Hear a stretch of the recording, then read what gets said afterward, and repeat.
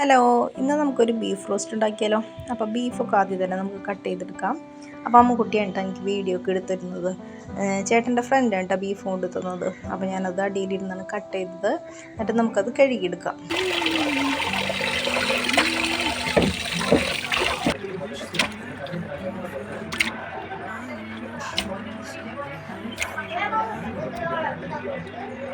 അങ്ങനെ ബീഫൊക്കെ കഴുകി ഞാൻ കുക്കറിലേക്ക് ഇട്ട് കൊടുത്തു. ഇനി അതിലേക്ക് ഒരു 5-6 സവാള, ഇഞ്ചി, വെളുത്തുള്ളി, പച്ചമുളക്, കറിവേപ്പില, ഇത്രയും സവാളൊക്കെ ഞാൻ അരിഞ്ഞെടുത്തു. പിന്നെ ഇഞ്ചിയും വെളുത്തുള്ളിയൊക്കെ ഞാൻ ചതച്ചെടുത്തു കേട്ടോ.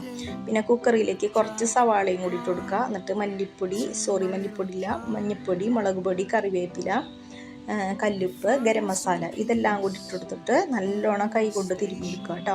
എന്നിട്ട് വെള്ളമൊന്നും ഒഴിക്കണ്ട. എന്നിട്ട് നമുക്ക് അടപ്പത്ത് വയ്ക്കാം. ഒരു വിസിൽ വന്നു കഴിഞ്ഞപ്പോൾ ഞാൻ സിമ്മിലിട്ടു കേട്ടോ. ഒരു അരമണിക്കൂറോളം ഞാൻ ഇട്ടു നല്ലോണം വെന്ത് കിട്ടാൻ വേണ്ടി. അത് കഴിഞ്ഞിട്ട് ഒരു ചീനച്ചട്ടി നമുക്ക് അടപ്പത്ത് വയ്ക്കാം. അതിലേക്ക് വെളിച്ചെണ്ണ ഒഴിച്ചു കൊടുക്കാം. എന്നിട്ട് സവാള, കറിവേപ്പില ഇതെല്ലാം കൂടി ഇട്ട് കൊടുത്തിട്ട് ഒരു തരി ഉപ്പും കൂടി ഇട്ട് കൊടുത്തു കഴിഞ്ഞാൽ പെട്ടെന്നൊന്ന് വഴണ്ട് കിട്ടും കേട്ടോ. സവാളൊക്കെ നല്ലോണം വഴണ്ട് വന്നിട്ടുണ്ട് കേട്ടോ. അപ്പം അതിലേക്ക് നമ്മൾ ചതച്ച് വെച്ചിരിക്കുന്ന ഇഞ്ചി, വെളുത്തുള്ളി, പച്ചമുളക് എല്ലാം കൂടി ഇട്ട് കൊടുക്കുക. ഒന്നുകൂടി വഴറ്റിയെടുക്കുക. പിന്നെ നമുക്ക് പൊടികളൊക്കെ ചേർക്കാം. മല്ലിപ്പൊടി, മുളക് പൊടി, മഞ്ഞൾപ്പൊടി, ഗരം മസാല, കുറച്ച് കുരുമുളക് പൊടി, എന്നിട്ടെല്ലാം കൂടി മിക്സ് ചെയ്തെടുക്കുക. ഒന്ന് പച്ചമണം മാറണ വരെ. അത് കഴിഞ്ഞിട്ട് നമുക്ക് 2 ചെറിയ തക്കാളി ഞാൻ ഇട്ടുള്ളൂ കേട്ടോ. എന്നിട്ട് അതും കൂടി ഒന്ന് നല്ലോണം വെന്ത് തുടങ്ങണ വരെ ഒന്ന് മൂടി വെച്ചൊന്ന് വേവിക്കുക. അപ്പോൾ നമ്മുടെ തക്കാളിയൊക്കെ നല്ലോണം വെന്ത് വന്നിട്ടുണ്ട്. പിന്നെ നമ്മൾ വേവിച്ച് വെച്ചിരിക്കുന്ന ബീഫും കൂടി ഇട്ട് കൊടുക്കുക. ഞാൻ അധികം വെള്ളമൊന്നും ഒഴിച്ചിട്ടുണ്ടായില്ലല്ലോ. പിന്നെ അതിലുള്ള വെള്ളം തന്നെ ഞാനൊന്ന് വറ്റിച്ചെടുത്തിട്ടുണ്ടായിരുന്നു കേട്ടോ. നമ്മുടെ ബീഫ് അതിലേക്ക് ഇട്ട് കൊടുത്തിട്ട് സവാളയിൽ ആ മസാലയും നമ്മുടെ ബീഫും കൂടി നല്ലോണം മിക്സ് ചെയ്ത് കൊടുക്കുക കേട്ടോ.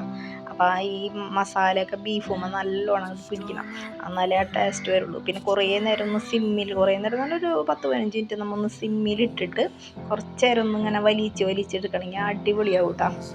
അങ്ങനെ നമ്മുടെ ബീഫ് റോസ്റ്റൊക്കെ നല്ല സൂപ്പറായി കിട്ടിയിട്ടുണ്ട്. അങ്ങനെ ഞാൻ അമ്മുക്കുട്ടിക്കും കുഞ്ഞുകുഞ്ഞിനും ചോറ് കൊടുക്കാൻ വേണ്ടിയിട്ടാണ്. അപ്പോൾ ഞാൻ പെരുന്നാളിൻ്റെ അന്ന് മുട്ട ബിരിയാണി ഉണ്ടാക്കിയിട്ടുണ്ടായിരുന്നു. അപ്പോൾ അതുണ്ടായിരുന്നു കേട്ടോ. അപ്പോൾ പിള്ളേർക്ക് അത് മതിയെന്ന് പറഞ്ഞു. പിന്നെ ഞാനും അമ്മയൊക്കെ ചോറാണ് കഴിച്ചത്. അങ്ങനെ 2 പേർക്ക് ഞാൻ ഫുഡൊക്കെ കൊടുത്തു കേട്ടോ. അപ്പോൾ എൻ്റെ വീഡിയോ ഇന്നത്തെ ഇത്രയേ ഉള്ളൂ. എല്ലാവരും കാണണം, സപ്പോർട്ട് ചെയ്യണം. അപ്പോൾ അടുത്തൊരു വീഡിയോ ആയിട്ട് കാണാം. ബൈ.